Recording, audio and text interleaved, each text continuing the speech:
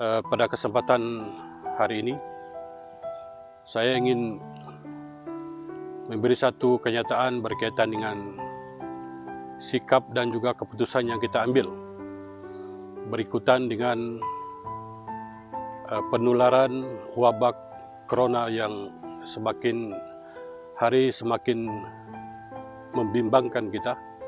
Yang pertama, kita tidak akan memberi sebarang cuti kepada semua pelajar laki-laki dan perempuan. Fokus kita sekarang ini adalah berkaitan dengan virus yang melanda negara kita Malaysia, bahkan seluruh dunia.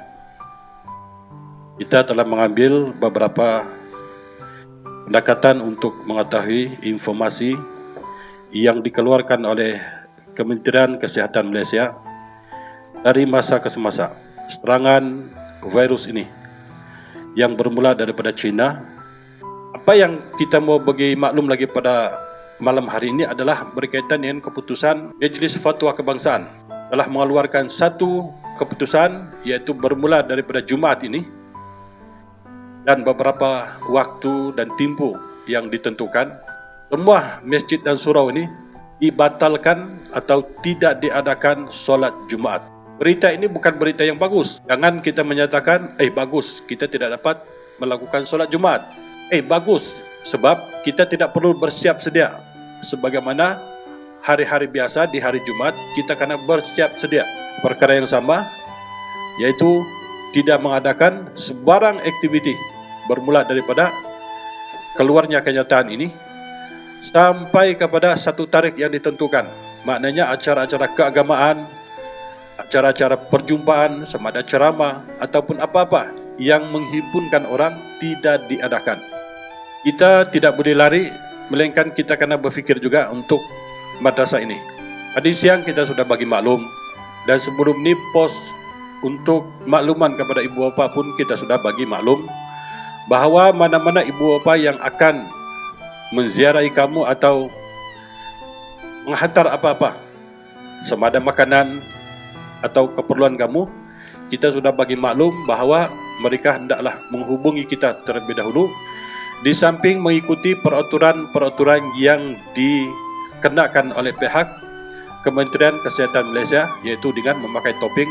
Kita tidak menggalakkan bersalam-salaman. Di samping itu, kebersihan adalah menjadi keutamaan. Jadi apa yang kita fikirkan adalah, yang pertama, kita kena bersiap sedia terima apa saja kemungkinan-kemungkinan, sebab kesemua ini adalah atas urusan Allah.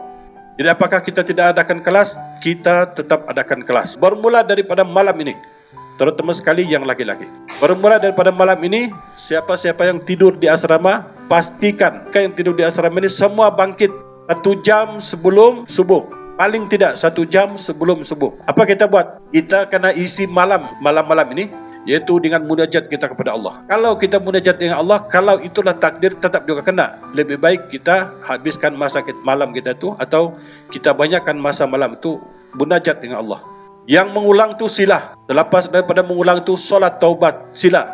Dan itu yang kita mau. Selepas daripada itu, adakan solat hajat. Dan pastikan ketua-ketua main peranan. Sampai bila? Sampailah kita dapat berita yang virus ini sudah tidak ada. Maknanya malam yang kita maksudkan tadi itu bukan tidak tidur. Tidur, tapi kita banyakkan munajat kepada Allah. Dan jangan ambil kesempatan ini untuk bercerita. Jangan bercerita. Cukuplah kita bising ketika kita bangunkan kawan kita, dan selepas itu jangan lagi bercerita. Dan masing-masing kita bawa munajat kita kepada Allah. Mudah-mudahan kita semua terhindar daripada virus ini, dan juga keluarga kita di kampung juga terhindar, sahabat-sahabat kita, dan juga umat Islam khususnya. Jadi kita kena minta sungguh-sungguh rahmat Allah supaya kita terhindar. Begitu juga dengan apa yang ada di sekitar kita ni. Tapi kita kena usahakan bersihkan, baju kita pun bersih, tempat tidur kita pun bersih, longkang-longkang kita pun kena bersih, semua kena bersih. Berhabis-habisan bermunajat, tapi longkang kita misalnya, tandas kita, baju kita pun macam sebelumnya juga, dalam isin, dalam beldi juga. Kain kita yang kita sidai itu pun kita tidak angkat, sama juga. Dadah kita itu pun tidak pernah kita cuci, tahun sekali kita cuci. Yang ini semua kita kena ambil perhatian, tujuan dia. Jadi bayangkan, Negara kita minggu depan ini tidak ada Jumat. Tahu saya sampai sekarang ini belum pernah lagi berlaku tidak ada Jumat di negara ini. Ini adalah kali pertama dalam usia saya 54 tahun. Saya agak terkejut dalam keadaan ini.